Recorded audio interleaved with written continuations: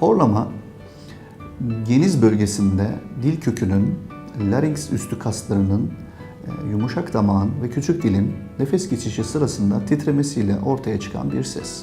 Horlamanın önemli olan kısmı tehlikeli midir? Altında sinsi bir uyku apne hastalığı var mıdır, yok mudur?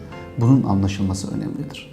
Horlaması olan insanlar genelde doktora başvurmazlar. Ancak eşleri çok rahatsız olduğunda ya da uyku sırasında bu horlama sırasında nefes kesilmeleri, nefes duraklamaları olduğunda ya da eşler nefesi duraklayan kişileri dürtükleyip pozisyonunu değiştirdiğinde önem kazanır ve doktora başvururlar. Horlamanın altında yatan en önemli olay apnenin olup olmaması, yani nefes kesilmesinin olup olmaması. Eğer horlama sırasında nefes kesilmesi oluyorsa mutlaka uyku testine, polisomnografi dediğimiz teste girmek gerekir. Peki apne oluyor mu, olmuyor mu? Bunu dışarıdan görerek anlayabilir miyiz?